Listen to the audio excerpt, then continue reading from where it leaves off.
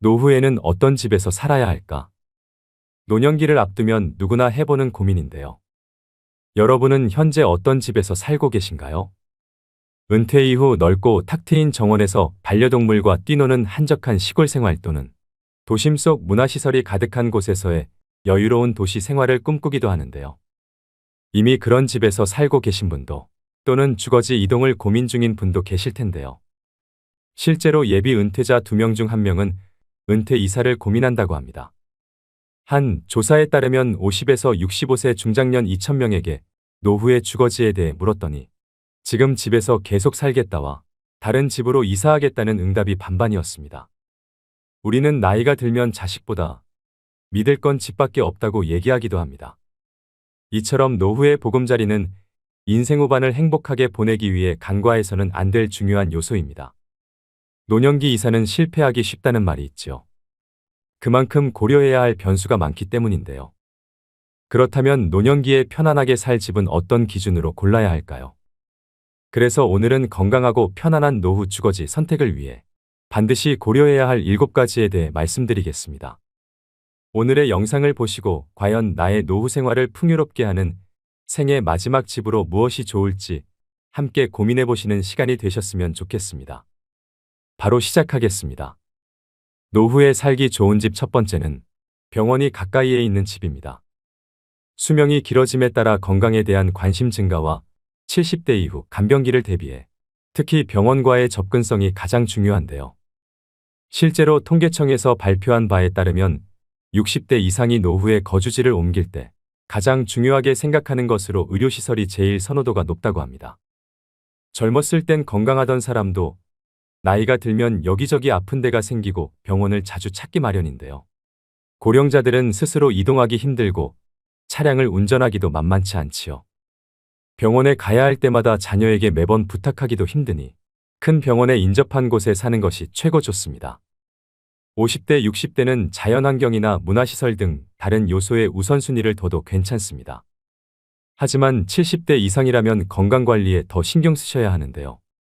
주변에 의료시설이 가까이 있어야 몸이 아플 때 빠르게 치료받기가 쉬워집니다. 갑자기 위독해지는 등 급하게 병원에 가야 할 일이 발생할 확률이 높아지는데 병원이 집에서 멀수록 위급한 상황 발생 시 해결할 수 있는 골든타임을 놓칠 수도 있지요. 그렇기 때문에 아무리 멀어도 종합병원까지 차로 30분 안에 도착할 수 있는 곳을 추천합니다. 이처럼 장래의 간병, 건강관리를 항상 대비하고 싶다면 주변에 의료시설이 잘 갖춰진 곳을 고려하셔야 됩니다. 두 번째는 한적한 곳의 전원주택은 피해라입니다. 은퇴 후 한적한 자연 속에서 소소하게 텃밭도 일구면서 느긋하게 은퇴 생활을 하겠노라 꿈꾸는 분들이 많을 텐데요. 하지만 전원 생활의 로망은 현실과 다릅니다. 젊을 때부터 전원 생활을 시작한 사람이라면 모르겠지만 번화한 지역에 거주했던 사람은 달라진 환경에 적응하는 게 생각보다 어려울 수 있습니다. 병원과 마트 등 기반 시설도 없고 온갖 벌레의 힘든 주택관리까지 보통 일이 아닙니다. 실제로 60대 이상이 가장 선호하는 거주 형태는 도심의 아파트로 64.2%의 응답률을 보였는데요.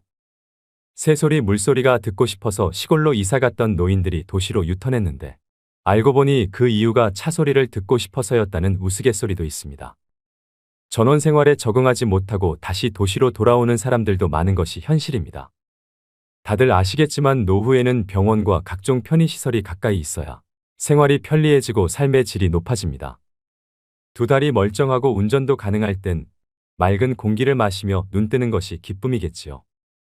하지만 나이 들어 다른 사람의 돌봄이 필요해지거나 혹은 부부 중 어느 한쪽이 세상을 먼저 떠나게 되면 집은 짐이 될 수 있습니다.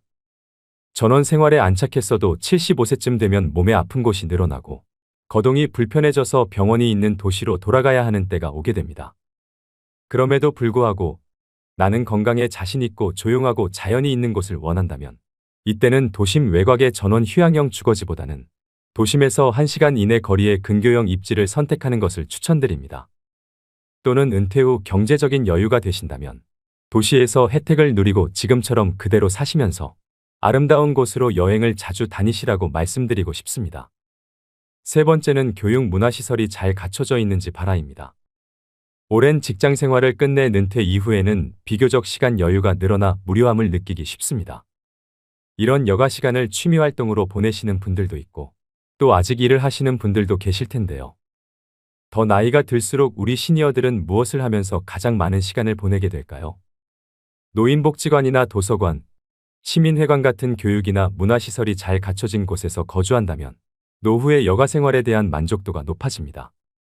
특히 요즘 노인복지관은 시설도 매우 잘 갖춰져 있고 국가가 전폭적인 지원을 하고 관리까지 해줍니다. 평소 외부 활동에 제약이 있던 노인들을 위한 다양한 강의도 구성되어 있는데요. 몸을 움직이는 라인 댄스, 사교 댄스와 오카리나 하모니카 등 악기 배우기, 외국어 공부와 미술 치매 예방 강의 등 양질의 교육으로 노년의 삶의 질 상승에 긍정적인 영향을 미치고 있는데요. 특히 복지관에서는 노인 일자리도 함께 지원하고 노인 맞춤 돌봄 서비스와 독거노인 안심 서비스 등 정말 피가 되고 살이 되는 복지 정보들도 알아둘 수 있습니다. 뿐만 아니라 복지관은 저렴한 식비에 끼니도 든든하게 해결되니 일석삼조가 아닐 수 없습니다. 이처럼 노후에 많은 이점이 있는 복지관 근처에 거주하시면 적극적인 사회 참여뿐만 아니라 노후의 고독감과 외로움에서 벗어날 수 있는데요. 대도시에서 멀어질수록 문화와 취미를 즐길 수 있는 시설이 빈약할 확률이 높습니다. 이주할 곳에 복지관이나 문화센터 등이 충분히 있는지 살펴본 뒤 결정하시면 한층 유익하고 풍요로운 노후 생활을 누리실 수 있습니다. 네 번째는 대중교통이 잘 갖춰져 있는지 봐라입니다. 어르신들은 나이가 들면 기동력이 떨어지는데요. 이동하는데 체력적, 정신적으로 부담이 덜한 곳인지 교통 접근성을 고려해야 됩니다. 대중교통이 불편하면 생활 반경이 좁아지고 먼 거리 외출도 어렵게 되어 자칫하면 고립감마저 느낄 수 있습니다. 특히 병원에 갈 때 자녀와 매번 동행하기 힘들기 때문에 대중교통이 편한 곳에서 사셔야 됩니다. 은퇴 이후에도 나는 경제적 사회활동을 활발히 하고 싶다는 분들이시라면 교통 여건은 더욱 중요한 요소로 작용됩니다. 여기에 본인의 소비 성향도 체크하셔야 되는데요. 평소 전통시장을 잘 이용하신다면 마트 편의점이 아무리 가까워도 멀리 버스 타고 시장으로 다니시는 게 어르신들일 텐데요. 은퇴 이후엔 사소한 돈이라도 절약하려고 하시기 때문입니다. 마트나 병원 등 자주 가는 장소는 걸어갈 수 있는지, 걸어가기 멀다면 대중교통을 이용하는데 불편함이 없는지 살펴봐야 합니다. 또 자녀들이 오기에도 힘들지 않은 곳이면 더 좋겠는데요. 가뜩이나 먹고 살기 바빠 자주 볼 수가 없는데 오는 길이 험하거나 멀다면 더 발길이 쉽게 떨어지지 않겠지요. 결국 지하철 등 교통망이 잘 갖춰진 곳에 주거지가 있어야 합니다. 또 노후의 심심함을 달래기 위한 나들이도 한결 쉬워지는데요. 이는 적적할 때마다 친인척 간 교류를 원활히 할 수 있는 원동력이 되는 요소이기도 합니다. 다섯 번째는 평수 넓은 집은 피해라입니다. 원래 자녀를 키우는데 적합했던 집도 자녀가 독립해서 분가하면 혼자 계신 분이나 노부부에게는 너무 넓은 집이 되기 마련인데요. 나이가 들수록 기력과 체력이 떨어지니 이사를 하는 것도 생각조차 할 수 없게 됩니다. 그러다 보니 어쩔 수 없이 원래 살던 곳을 자신의 마지막 거처로 삼는 게 많은 현실입니다. 특히 교외에서 큼지막하게 지었던 주택이라면 실내 청소와 정원 손질만으로도 어르신들에게는 중노동이 됩니다. 관리 차원에서도 쓸데없이 큰 집에 살 필요가 없기 때문에 노후에는 집을 줄여나가야 할 필요가 있습니다. 반대로 자식이나 손자, 손녀들이 와서 자고 가기라도 하면 큰 집이 좋은 거 아니냐고 말씀하시는 분도 있습니다. 하지만 요즘은 명절이나 집안 행사 때 자식들이 찾아오더라도 대부분은 친정이나 시댁에서 자고 가는 일이 별로 없는데요. 보통의 자식들은 와서 식사만 같이 하고 개인 스케줄을 보기 바쁩니다. 시대가 이렇게 많이 변했다는 것을 아시고 잘 결정해야 후회하지 않습니다. 자식들이 그래도 이날만큼은 하루쯤 자고 가겠거니 기대하지 마시고 정말 나의 노후에 부담되지 않는 집으로 잘 선택하시는 게 중요하겠죠. 전문가들은 노후에 살기 좋은 집의 크기로 20평 초중반대의 소형 아파트를 추천하고 있는데요. 정신적 안정감을 추구하기에 최소 조건이며 흔히 말하는 복지적 공간이라고 합니다. 따라서 자녀와 함께 살기 적합했던 평수의 집을 생애 마지막까지 거주할 집으로 삼는 것은 좋지 않습니다. 여섯 번째는 근처에 공원이나 산책로가 있는 집을 선택해라입니다. 노후의 건강을 위해서 평소 걷기 운동은 선택이 아니라 필수인데요. 집 근처에 가볍게 걷기 좋은 공원이나 산책로가 있다면 여가 시간을 보내기에 안성맞춤입니다. 산책로 인근 주거지는 일단 풍부한 녹지를 바탕으로 주거 쾌적성이 매우 뛰어나고 또 사계절의 정취를 느끼기에도 부족함이 없는데요. 노년기에는 외부 활동량이 급격하게 줄어드는데 이처럼 집 가까이에서 산책을 즐기게 됨으로써 몸에 해로운 좌식 생활을 자연스럽게 줄일 수 있게 됩니다. 산책을 꾸준히 하게 되면 혈당치가 낮아지기 때문에 당뇨병이 생길 가능성이 줄어듭니다. 또 관절과 뼈가 훨씬 건강해진다고 하는데요.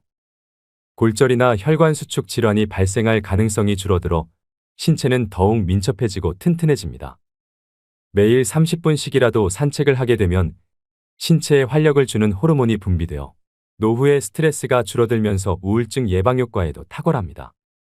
이처럼 건강 증진과 자연 친화적인 환경을 중요하게 생각하신다면 산책로가 근접한 주거지를 고려하셔야 됩니다. 7번째는 유지 비용을 따져봐라입니다. 노후 거주지 선택에는 비용 역시 빼놓을 수 없는 요소인데요. 노후의 소득은 줄어드는데 의료비, 생활비 등 돈 쓸 곳은 많아집니다. 노후에 살 지역을 정할 때뿐 아니라 아파트, 단독주택 등 주거 유형을 정할 때에도 비용을 고려해야 합니다. 물가가 너무 비싼 지역이나 관리비가 많이 들어가는 주상복합 등은 피하는 게 좋습니다. 또 청소나 보수 등 유지하는 데 손이 많이 가는 주거 유형은 되도록 배제하는 것이 유리합니다. 또 노후에 자택을 매각한다면 얼마나 받을 수 있는지 금액을 미리 파악해둬야 합니다. 더 나이가 들어서 돌봄 시설에 입소하게 되면 그 비용을 집을 판 돈으로 충당할 가능성이 높기 때문인데요. 내 자식을 키우기 좋았던 크고 널찍한 그 집을 급매로 팔지 않기 위해서라도 미리 노후용 집으로 이사해두길 권해드립니다.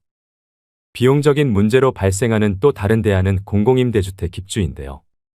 재산이 집에 다 몰려있는 시니어의 경우에는 노후 생활비 마련에 큰 어려움을 겪을 수 있기 때문에 목돈을 집에 묶어두는 것보다는 공공임대주택에 들어가셔서 사는 것이 더 지혜로운 선택일 수도 있습니다. 공공임대주택은 영구임대와 매입임대, 국민임대, 행복주택 등 크게 4가지로 나뉩니다. 공통된 입주 자격으로는 무주택이어야 하고 각각 유형별로 소득과 자산 기준은 다릅니다. 하지만 은퇴한 시니어라면 월 소득이 없거나 적기 때문에 자산 기준만 충족한다면 입주가 그리 어려운 일은 아닐 것입니다. 그 중에서도 국민임대를 추천드리는데요. 국민임대는 주변 시세의 50% 정도로 굉장히 저렴한 임대료를 형성하고 있습니다. 저렴한 임대료와 더불어 좋은 인프라도 갖추고 있습니다. 오늘의 영상 어떠셨나요? 종합해보자면 가장 이상적인 노후의 주거지는 대중교통 이용이 가능하고 공기 등 주변 환경이 쾌적하며 24시간 의료진의 도움을 받을 수 있는 시스템을 갖춘 곳인데요. 하지만 말씀드린 부분은 참고사항일 뿐 은퇴 후 주거지를 결정하실 땐 꼭 본인의 우선순위가 무엇인지 충분히 고려해보시고 현명하게 선택하셔야 됩니다. 다만 주변 환경이 급변하면 생각보다 적응하는 게 어려울 수 있는데요. 원래 살던 곳과 상반되는 환경을 선택하는 것보다 이전에 거주했던 경험이 있거나 여러 번 방문해본 지역을 권장합니다. 은퇴를 준비하고 있고 또 이미 은퇴를 하신 분들은 오늘 자신의 우선순위는 무엇인지 생각해보는 시간과 함께 앞으로의 멋진 은퇴 이후의 삶을 꾸려나가시길 바랍니다. 오늘도 노후의 지혜와 함께 해주셔서 감사드립니다. 황금빛으로 무르익어가는 여러분의 지혜로운 인생을 언제나 응원합니다.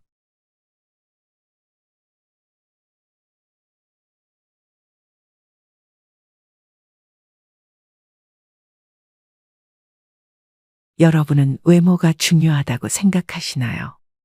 많은 사람들이 외모보단 마음이 중요하다고 말합니다. 하지만 말은 그렇게 하면서도 정작 대부분은 외모를 보는데요. 상대방의 깊이를 알기 전까지는 첫인상이나 외모가 신뢰를 형성하는데 결정적으로 작용하는 것은 부정할 수 없습니다. 외모가 경쟁력이라는 말을 한 번쯤은 들어보셨을 겁니다. 이처럼 세상을 살아가는 데 있어서 외모는 정말 중요한 요소 중 하나입니다. 외모가 주는 이점은 남들보다 앞선 출발선에 설 수 있다는 것입니다. 어떤 연구에 따르면 능력이 같아도 잘생긴 사람은 못생긴 사람보다 임금을 10% 더 받는다고 합니다. 똑같은 죄인일지라도 미녀는 무죄를 받을 확률이 더 높다는 미국 자료도 있습니다. 외모 관리는 나이가 들수록 그 중요성이 더욱 커집니다. 외모는 성숙하게 나이 든 내면의 자기 표현이자 자기다움의 외적 상징이기도 하죠. 외모 관리라고 해서 졸부처럼 동과 상표만 걸치는 붓티가 아닌 귀티가 나도록 해야 됩니다. 그것은 전화 음성, 운전 습관 그리고 의상 코디에서도 묻어납니다. 물론 내면도 중요합니다. 하지만 외면에도 어느 정도 신경을 써야 그 사람의 내면도 들여다 보고 싶은 마음이 들기 마련이죠. 그렇기 때문에 나는 내면만이 중요하다고 믿기보다 나이 들수록 외면과 내면 두 가지를 모두 잘 관리하는 사람이 되고자 노력하셔야 됩니다. 그래서 오늘은 나이 들수록 외모에 더 신경을 써야 하는 이유 3가지와 시니어들의 외모 관리 방법에 대해 알려드리겠습니다. 외모에 신경 써야 하는 이유 첫 번째는 자신감과 자존감을 높이기 위해서입니다. 잘 차려입고 나간 날에는 자신감이 넘치며 당당해집니다. 하지만 아무거나 대충 걸치고 나간 날에는 아는 사람 만날까 두렵고 스스로 초라해지는데요. 나이가 들수록 피부 탄력이 떨어지고 깊어가는 주름과 탈모, 약해지는 치아, 노안 등 신체적 변화가 나타납니다. 이러한 변화로 인해 자신감과 자존감이 떨어질 수 있습니다. 우리는 거울에 비친 내 모습이 조금 더 나아 보이는 것만으로도 큰 행복을 느낍니다. 나는 꽤 괜찮게 나이 들었어라는 생각과 함께 자존감이 높아져 매사에 적극적이고 당당해지는데요. 이렇듯 외모는 개인의 정체성에 절대적인 영향을 미치며 기분이 좋아진 외모는 자신에게 보내는 긍정의 신호로 작용합니다. 일상에서 외모가 전혀 관리되지 않은 사람을 볼 때 부정적인 인상을 느끼는 이유는 그 모습이 스스로를 소중히 여기지 않다고 생각되기 때문입니다.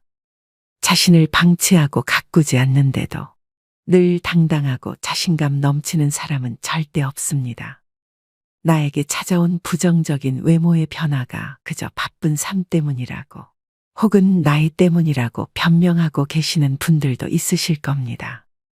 사람들은 만족스럽지 않은 상황에 놓이면 자신의 책임을 가장 늦게 생각하는 경향이 있는데 이는 외모 관리에서도 마찬가지입니다. 현재 나의 모습은 지금껏 내가 하루하루 만들어온 결과물 그 자체입니다. 푹 파인 미간주름은 수년간 얼굴을 찌푸린 습관 때문이고 처진 입꼬리는 자주 웃지 않은 결과이며 탄력 없이 늘어진 팔뚝은 나태함의 결과이지요. 시간이 갈수록 얼굴과 몸이 변하는 건 자연의 섭리이지만 다가올 미래의 모습을 만족스럽게 만드는 건 오직 내 행동과 태도에 달렸습니다. 자신에게 만족하는 사람에게서는 늘 기분 좋은 에너지가 느껴집니다. 나의 자신감과 자존감을 위해 그리고 가족과 주변 사람들을 위해 나이 들수록 외모를 가꿔야 하는 이유가 바로 이것입니다. 두 번째는 건강에 도움이 되기 때문입니다.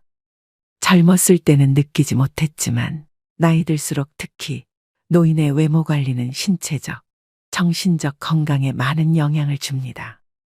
노인임에도 외모에 신경을 쓰는 사람은 대체로 건강하다고 합니다. 요양원에 정기적으로 방문하는 출장 미용 서비스를 이용하는 사람들이 대체로 인지장애 단계가 낮고 진행 속도도 더디다고 하는데요. 국내의 연구와 논문에서도 화장이나 외모 관리 행동이 여성 노인들의 우울증을 예방하는 효과가 있다고 합니다. 우울증의 증상 중 하나가 부정적인 마인드입니다. 노화 현상은 어느 누구도 결코 피해갈 수 없는 과정이지만 자연스럽게 받아들이기가 쉽지 않습니다. 사람마다 자신의 외모를 어떻게 받아들이느냐에 따라 다르겠지만 극심한 외모 콤플렉스가 있다면 자기 자신에게 비관적이게 됩니다. 거울에 비친 모습을 보며 무기력증과 우울감을 느끼게 됩니다. 사실 외모 관리는 의지력과 꾸준함을 요구한다는 면에서 운동과 같습니다. 나이 들어서 무슨 외모까지 신경 쓰냐라고 하시는 분들이 있지만 부지런해야 외모 관리도 할 수 있는 것입니다. 이 부지런함은 곧 규칙적인 운동과 건강한 식습관으로 피부 건강과 전반적인 건강을 유지하는 데 도움이 됩니다. 또한 스트레스를 해소하고 심신을 안정시키는 데 도움이 됩니다. 이로써 삶의 질도 향상되는 결과를 기대해 볼 수 있습니다. 그래서 단순히 외모 관리는 외모를 가꾸는 것 이상의 의미를 가지고 있습니다. 최근 최강동 안으로 단연 손꼽히는 가천대학교 이기려 총장님은 1932년생으로 90세가 넘으셨는데도 50에서 60대처럼 보입니다. 정말 감탄한 것은 그분의 자기관리 능력입니다. 부지런하지 않으면 안 되고 절제할 것도 많은데 그것을 꾸준히 지켰다는 것은 대단한 의지력입니다. 여기서 외모 관리의 또 다른 힘을 발견할 수 있습니다. 바로 나태해지는 자신을 돌려세우고 정신을 가다듬게 도와준다는 것입니다. 마음이 귀찮아지면 몸도 따라 귀찮아집니다. 마음이 늙으면 몸도 따라 늙습니다. 하루 종일 집에서 뒹굴거리다가도 깨끗하게 샤워를 하고 나오면 기분이 상쾌해지는 것을 느낄 수 있습니다. 마음이 행동을 지배하는데 행동이 또 마음을 지배하기도 합니다. 행복해서 웃는 것이 아니고 웃으면 행복해진다는 말도 있죠. 이처럼 외모에 신경 쓰면 감정까지 조절할 수 있습니다. 어떤 분들은 살아가는데 외모가 중요하지 않다고 말합니다. 외모보다 성격이고 나이 들면 외모는 다 거기서 거기라고 말합니다. 그러나 제가 말씀드리는 외모 관리는 더 넓은 범위입니다. 이러한 외형의 관리가 정신적, 육체적 건강에도 상당히 도움이 된다는 점을 말씀드리는 것입니다. 세 번째는 후광 효과로 인한 신뢰감을 줄 수 있기 때문입니다. 어떤 사람이 서울대학교를 나왔다고 하면 우리는 그 사람이 성격도 좋고 인성도 좋고 성실하며 여러 가지 긍정적인 성격을 가졌을 것이라고 판단을 내리게 됩니다. 이렇게 서로 관련 없는 특성들을 관련 있다고 잘못 판단 내리는 것을 후광 효과라고 하는데요. 이런 후광 효과가 가장 잘 나타나는 곳이 바로 외모입니다. 외적 매력이 사회생활에 유리하다는 점은 부정할 수 없는 사실입니다. 사람들은 아름다운 것을 동경합니다. 연예인으로부터 신비함을 느끼는 이유도 수려한 외모 때문이죠. 심리학 연구에 따르면 사람들은 깔끔한 외모를 가진 사람을 보면 자동으로 능력 있고 친절하고 지적인 사람일 거라고 생각하는 경향이 있다고 합니다. 이처럼 사람의 역량을 평가할 때 외모는 능력과 무관하지만 영향력이 큰 평가 요소임을 우리는 이미 본능적으로 알고 있습니다. 그래서 사회생활을 하고 나이가 들수록 외모를 잘 가꾸어야 합니다. 외모는 협상의 도구이자 관계 형성의 중요한 요소입니다. 외모 관리를 등한시할 때 발생하는 문제를 생각해 봅시다. 바스러질 것 같이 상한 머릿결에 마구 엉켜있는 머리 스타일을 한 사람을 보면 부지런함이 느껴지지 않습니다. 피부가 거칠고 푸석한 사람을 보면 삶의 여유가 느껴지지 않고 어딘가 모르게 지쳐 보입니다. 상대방이 나와 가까운 사람일지라도 만날 때마다 헝클어진 모습만 보여준다면 신뢰를 쌓기가 어렵습니다. 망가진 모습으로는 내가 얼마나 괜찮은 사람인지 설명하는데 더 많은 시간과 노력이 필요하지만 외모를 잘 관리하면 그런 소모 비용을 줄일 수 있는 것은 물론 좋은 기회를 얻을 가능성도 높아집니다. 의사전달 효과 역시 몸짓과 표정, 시선이 55%이고 목소리 톤은 38%, 내용은 겨우 7%에 미친다고 합니다. 그만큼 사람과의 관계에서 외적 요소가 많은 비중을 차지합니다. 나이가 들면서 경험과 지식, 사회적 신용이 높아지지만 이를 제대로 표현하지 않으면 상대방에게 올바른 메시지를 전달하는 데 어려움이 생길 수 있습니다. 이때 깔끔하고 정돈된 외모는 상대방에게 효과적인 메시지를 전달하는 데 도움이 됩니다. 나이가 들면서 외모에 신경 쓰는 것은 단순히 미용이나 패션만을 위한 것이 아닙니다. 이는 상대방에게 자신의 가치와 신뢰감을 전달하는 수단이 되며 이를 통해 사회활동 참여를 더 원활하게 할 수 있습니다. 이렇게 나이 들수록 외모가 중요한 이유 3가지에 대해 알아봤는데요. 외모를 전혀 신경 쓰지 않는 사람들을 만나보면 내면 역시 그리 건강하지 못한 경우가 많습니다. 머리에 기름이 끼고 얼굴빛이 칙칙하며 배가 볼록 나온 사람 중에 스스로를 잘 돌보는 사람이 거의 없지요. 사실 내면이 성숙한 사람들의 외모가 그렇지 못한 사람들보다 훨씬 더 보기 좋은 경우가 많습니다. 그렇다면 외모 중 나이 들수록 꼭 신경 써야 하는 부분 4가지는 무엇일까요? 먼저 첫 번째는 몸매보다 자세 관리입니다. 나이가 들수록 팔을 등 뒤로 젖히고 걷는 경우가 많습니다. 실제로 노인의 보행 자세를 보면 대개 허리를 구부정하게 굽히고 팔을 뒤로 한 채 걸어갑니다. 그 이유가 뭘까요? 노인들이 팔을 등 뒤로 한 채 걸어가는 이유는 몸통이 앞으로 넘어가지 않도록 지지하기 위함인데요. 나이가 들수록 근육량과 유연성이 떨어져 척추의 곡선이 뻣뻣해지고 등이 앞으로 굽고 거북목을 가지게 되는 경우가 많습니다. 노년기에 허리가 굽지 않고 꼿꼿한 자세를 유지하기 위해서는 평소 항중력근을 잘 관리해야 합니다. 항중력근은 몸을 세우는 근육으로 자세와 보행 기능, 균형 감각을 유지하는 역할을 합니다. 기본은 규칙적인 운동과 생활 관리입니다. 충분한 단백질 섭취와 규칙적인 신전 스트레칭 및 근력 운동을 통해 현재의 모습을 오랫동안 유지하는 노력이 필요합니다. 매일 7,500보 이상 걷고 유산소 운동과 수영, 자전거 타기 등 운동도 도움이 됩니다. 바른 자세는 자신감과 자세한 인상을 주는 데도 도움이 됩니다. 올바른 자세를 유지하면 우리는 자신에게 자신감이 생기고 타인에게도 자세한 인상을 줄 수 있습니다. 이는 인간관계의 상호작용과 커뮤니케이션에 긍정적인 영향을 미치게 됩니다. 또 바른 자세는 근육과 관절에도 긍정적인 영향을 미치는데요. 올바른 자세를 유지하면 부상의 위험을 줄일 수 있고 근력과 유연성을 향상시키는 데 도움이 됩니다. 두 번째는 비싼 옷이나 유행보다는 내 체형에 어울리는 옷 입기입니다. 외적 매력이 있는 사람들은 모두가 특출나게 아름답고 잘생겼다기보다는 자신에게 어울리는 스타일을 스스로 잘 알고 상황이나 장소에 맞게 꾸미는 능력을 갖추고 있습니다. 즉 자신의 신체적 단점을 보완할 줄 압니다. 사실 몸매가 좋은 사람은 어떤 옷을 입든 태가 나지요. 하지만 모든 사람이 몸매가 좋은 건 아닙니다. 다리가 짧을 수 있고 뱃살이 많을 수도 있습니다. 이런 모습들이 단점이라고 생각되면 옷을 통해 시선을 분산시키면 됩니다.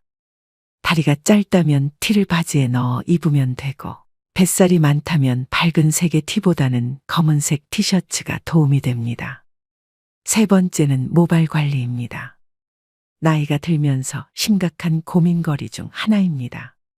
하지만 머리숱은 유전이라고 생각하고 관리를 전혀 안 하시는 분들이 있습니다. 삼단같이 검고 숱이 많던 머리카락이 세월이 흐르면서 자꾸 빠지고 윤기가 사라져가는 건 안타까운 일입니다. 하지만 나이가 들어도 탄력 있고 숱이 많은 모발을 유지하는 분들을 우리 주위에서 볼 수가 있습니다. 나이 들어서도 건강한 모발을 유지하려면 어떻게 해야 할까요? 머리숱을 많게 만드는 방법의 하나는 올바른 머리 감기 방법입니다. 탈모를 예방하려면 두피가 깨끗해야 합니다. 미세먼지, 노폐물 두피, 각질이 모공을 막으면 가려움증, 두피 피부염이 생길 수 있고 머리카락이 많이 빠질 수 있습니다. 따라서 하루 동안 쌓인 노폐물을 제거하기 위해 저녁에 머리를 감는 것이 좋습니다. 머리숱을 많게 만드는 음식으로는 달걀 연어, 호두 두부, 검은콩 해조류, 제철 과일 등이 있습니다. 사람의 외모에서 머리는 약 70%를 차지하는 매우 중요한 부분입니다. 건강하고 아름다운 머릿결은 우리의 자신감을 높여주고 매력을 더해줍니다. 그러나 많은 사람이 피부 관리에는 열심이지만 두피 관리를 소홀히 하는 경우가 많습니다. 노년기에도 젊고 건강한 모발을 유지하려면 젊어서부터 꾸준히 모발을 관리해주는 습관이 필요합니다. 네 번째는 채취 관리입니다. 나이가 들어가면서 짙어지는 채취 때문에 고민하시는 분들이 많습니다. 흔히 노인 냄새, 호라비 냄새라고 부르기도 합니다. 진정한 외모 관리는 시각적 모습뿐만 아니라 향기까지 관리하는 데 있습니다. 자신의 체취를 알고 그에 맞는 관리법을 선택할 수 있는데요. 노년기에는 땀의 분비가 상대적으로 적고 실내 활동이 많아 의외로 매일 샤워를 하는 것을 꺼리는 경우가 있습니다. 하지만 노인 채취는 땀샘의 피지와 연관이 있기 때문에 특히 피부가 접히기 쉬운 부분을 청결하게 유지하는 게 좋습니다. 이를 위해 매일 샤워하는 것을 권장하고 의류를 주기적으로 세탁해 주는 것도 좋은 방안입니다. 또 적당한 햇볕 쬐기는 살균 효과가 있어 노인 냄새 완화에도 도움이 됩니다. 햇볕에 적정 시간 노출하면 비타민 D 합성을 촉진하는 효과를 얻을 수 있습니다. 입이 마르면 구강 내 세균이 증가해서 구취가 나고 잇몸 건강에도 악영향을 미칩니다. 정기적인 치과 진료와 식사 후에는 양치를 꼭 하셔서 치아 건강에도 신경 쓰셔야 합니다.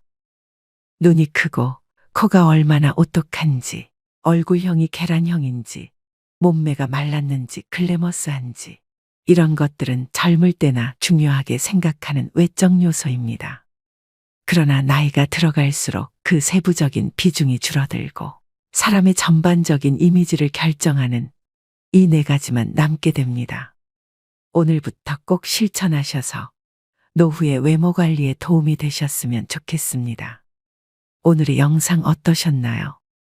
외모를 망가뜨리는 가장 쉬운 방법은 편한 대로 행동하는 것이라는 말이 있습니다. 모든 외모 관리는 결국 매 순간 자신의 행동을 선택하려는 의지와 노력으로 완성됩니다. 매 순간 올바른 선택을 하고 마음먹은 일을 내일로 미루지 않는다면 우리의 외모는 반드시 긍정적으로 변할 것입니다. 외모의 변화를 원한다면 이제부터 매 순간 나의 행동을 주의 깊게 지켜보길 바랍니다. 요즘에는 잘생기거나 예쁜 사람이 성격도 좋다는 얘기를 많이 합니다. 그만큼 성숙하고 훌륭한 내면을 가진 사람들은 외형에도 꾸준히 신경을 씁니다. 그들 모두가 특출나게 아름답고 잘생겼다기보다는 자신에게 어울리는 스타일을 스스로 잘 알고 상황이나 장소에 맞게 꾸미는 능력을 갖추고 있습니다. 나이 들수록 외모 관리는 선택이 아닌 필수입니다. 외모에 신경 쓰는 것은 자신감을 높이고 건강을 유지하며 사회적 관계를 형성하고 유지하는 데 도움이 됩니다. 한창 돈을 모아야 하는 젊은 시절에는 외모 관리가 중요한 요소가 아닐 수도 있습니다. 젊음의 가난은 고난이지만 노년의 가난은 재난이라고 합니다. 한 푼이라도 돈이 나를 위해 일하는 시스템을 만들기 위해 젊을 때는 타인의 눈치를 보지 않고 옷 한 벌 사지 않으면서 꼬지람을 감내할 수도 있습니다. 그러나 중장년에 접어들면서 앞으로 인생의 여정이 길어질수록 외모의 평가로부터 자유로울 수 없지요. 물론 이것들은 하루아침에 달성할 수 있는 것들이 아닙니다. 시간과 노력이 필요하며 이것들이 쌓여 나의 외모 경쟁력을 높여주는 것이겠죠. 외모만으로만 편한 삶을 살 수는 없지만 내 삶의 질을 높여주는 건 확실합니다. 인생은 결과가 아닙니다. 나의 하루가 쌓여 한 달이 되고 1년이 되듯 하루하루 살아가는 과정 자체가 삶인 것입니다. 여러분의 삶은 어떠신가요? 현재의 모습에 대한 자각과 아름다워지겠다는 결심, 그리고 순간순간 작은 행동의 변화만으로 분명 잃어버린 매력을 되찾을 수 있습니다. 삶이 주는 오늘 하루를 낭비하시지 말길 바라면서 오늘의 영상 마무리하겠습니다. 오늘도 노후의 지혜와 함께 해주셔서 감사드립니다. 황금빛으로 무르익어가는 여러분의 지혜로운 인생을 언제나 응원합니다.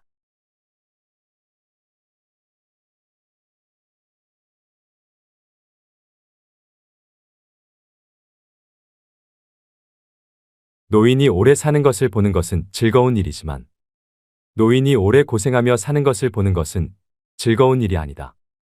너무도 전곡을 찌르는 말이어서 가혹함마저 느껴지는데요.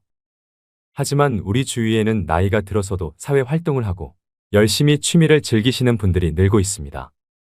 건강과 넉넉한 노후 자금, 그리고 믿을 수 없이 멋진 취미 생활까지 누리는 시니어가 되고 싶은 건 우리 모두 같은 마음일 텐데요. 노후에는 어떤 할머니, 할아버지가 되고 싶은가라는 한 조사에 따르면 친목이나 취미생활 등 사회생활을 활발하게 하고 싶다는 답변이 응답률 49%로 가장 높았습니다.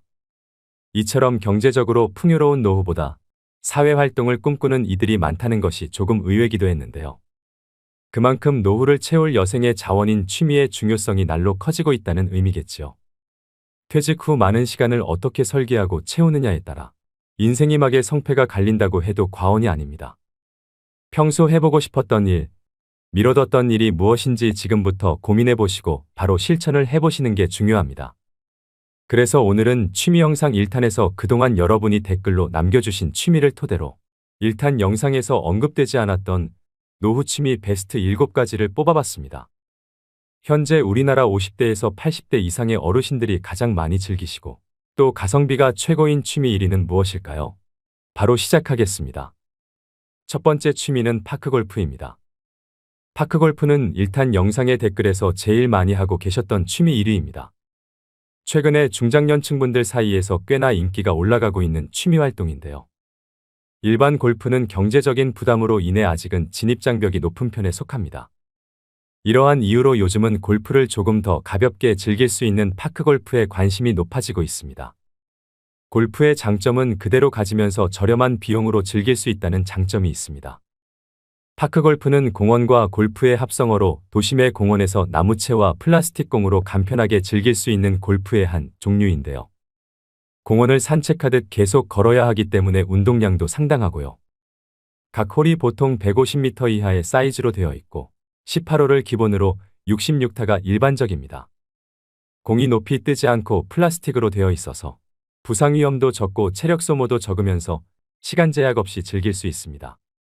일반적으로 정상적인 생활을 하는 어르신들의 경우 일일 필요한 운동량은 300칼로리 정도인데 파크골프 경기를 위한 1시간 30분의 운동량은 200칼로리 정도이므로 노인에게 적합한 스포츠라 할 수 있습니다.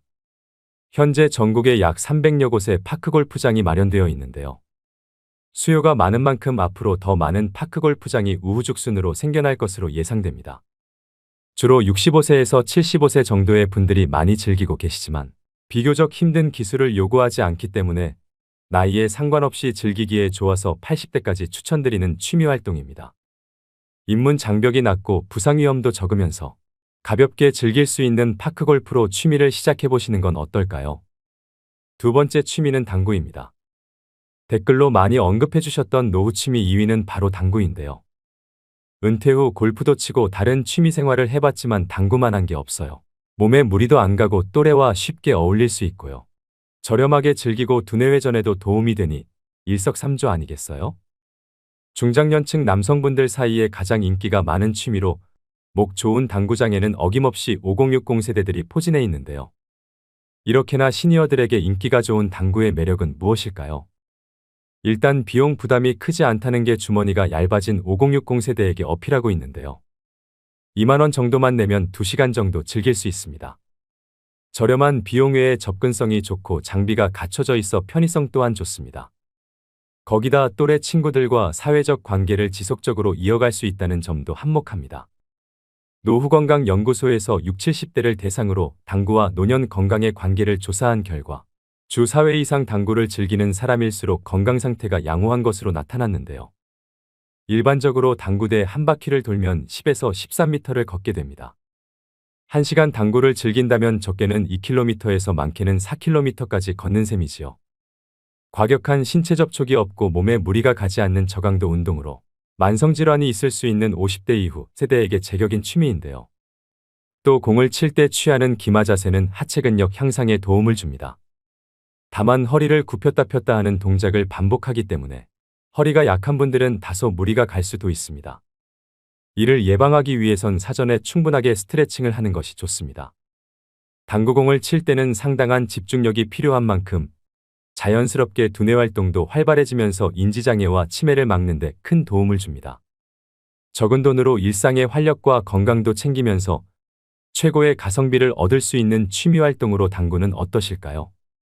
세 번째 취미는 댄스 스포츠입니다. 언급해 주셨던 취미 중 3위로 선정되었습니다. 댄스 스포츠는 한 쌍의 남녀가 함께 춤추는 것으로 음악에 맞춰 신체 활동을 함으로써 얻는 정신적인 즐거움과 그에 따른 신체적 건강, 그리고 사교 활동을 통한 예의 범절을 익히는 건전한 스포츠입니다. 댄스 스포츠는 정형화된 동작들로 남녀노소 누구나 쉽게 배울 수 있다는 장점이 있습니다. 평소 대부분의 사람들은 자세가 구부정한 모습으로 지내는데요. 구부정한 모습은 외관상에도 예쁘지 않지만 건강에도 좋지 않다는 것은 모두가 알고 있는 사실입니다. 댄스 스포츠는 기본 동작이 척추를 곧게 세운 자세에서 시작하고 춤을 추는 동안 바른 자세를 유지하며 스트레칭에도 효과가 있다고 합니다. 바른 자세를 갖고 스텝을 차근차근 밟으면서 음악까지 맞추게 되면 분명 운동을 했는데 춤까지 추게 되는 즐거운 일이 일어납니다. 신체적으로나 정신적으로 노년에 도움이 많이 되는 취미라고 할 수 있는데요. 디스크와 관절이 좋지 않은 분들도 댄스 스포츠를 통해서 치료된 사례가 많습니다. 또 칼로리 소모가 많은 편이기 때문에 다이어트를 하시는 분들에게 좋습니다. 800m 장거리를 뛰는 것과 호흡량이 비슷한 유산소 운동으로 빠른 시간 안에 효과를 볼 수 있습니다. 댄스 스포츠는 자세 교정 외에도 하체 근력과 척추 주위의 근력 강화에도 도움이 되고 스트레스 해소에 적합해 우울증 예방에도 많은 효과가 있다는 연구 결과가 있습니다.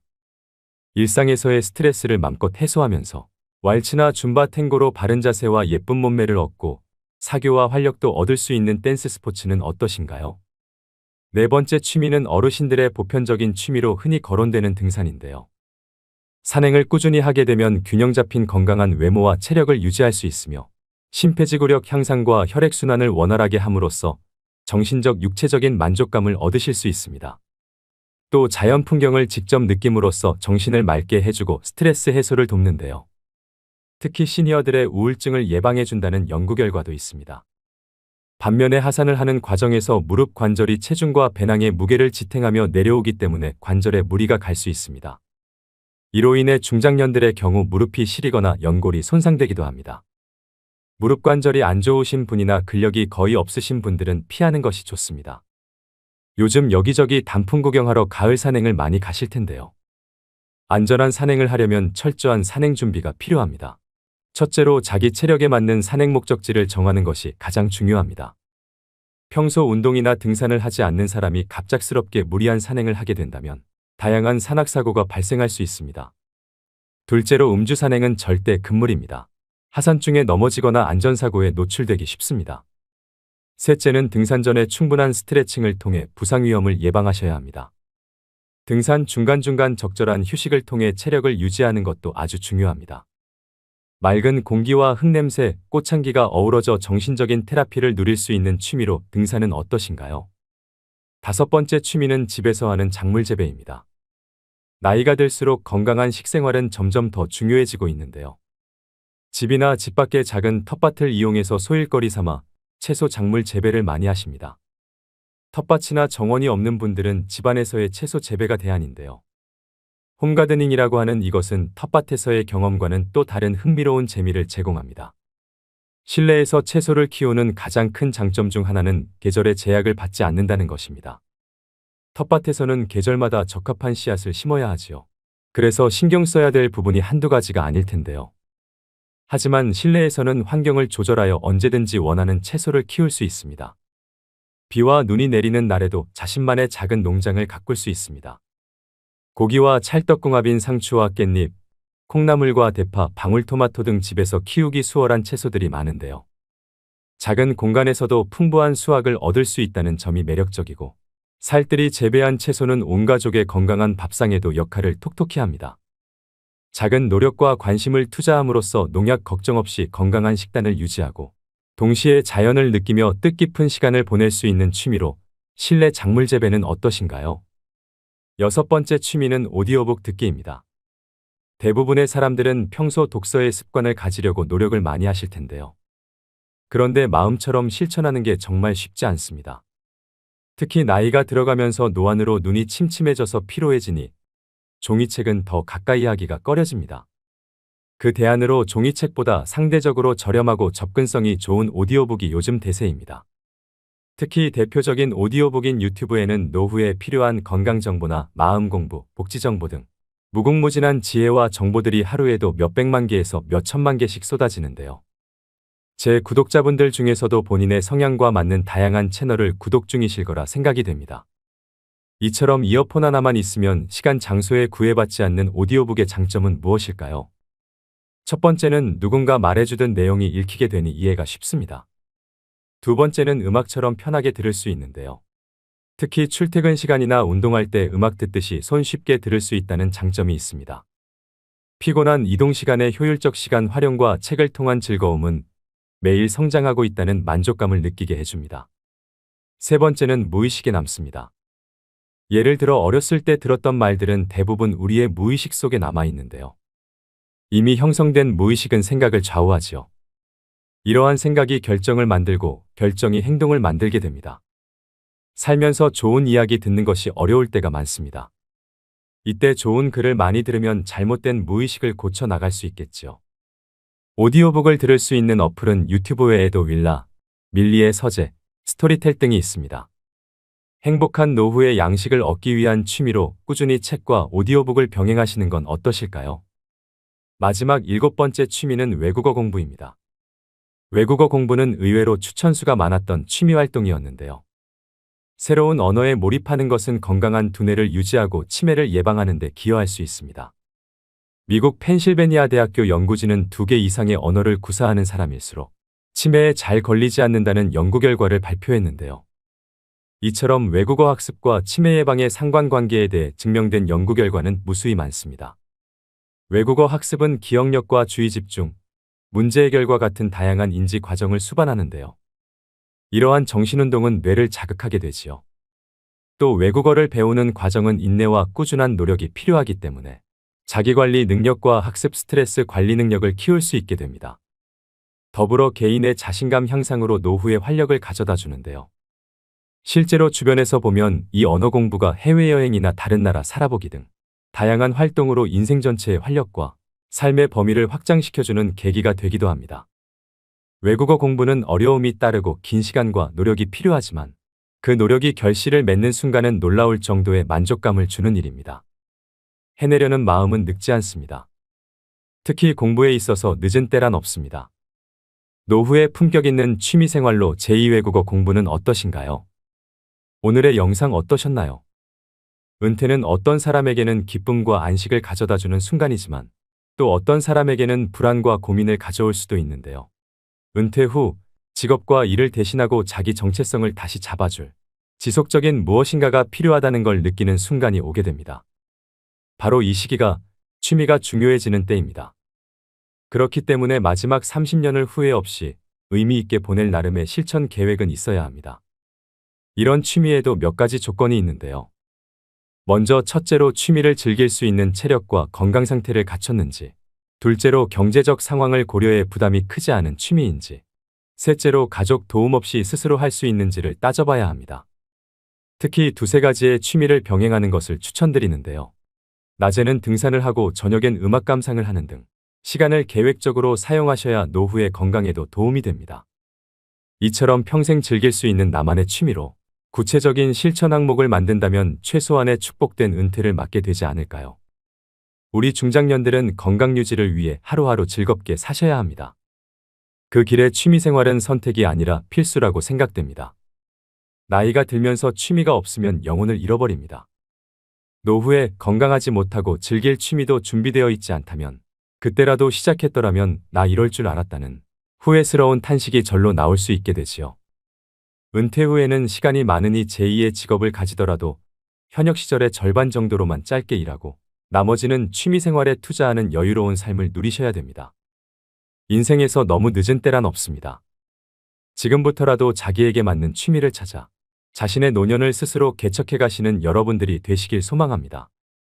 오늘도 노후의 지혜와 함께 해주셔서 감사드립니다. 황금빛으로 무르익어가는 여러분의 지혜로운 인생을 언제나 응원합니다.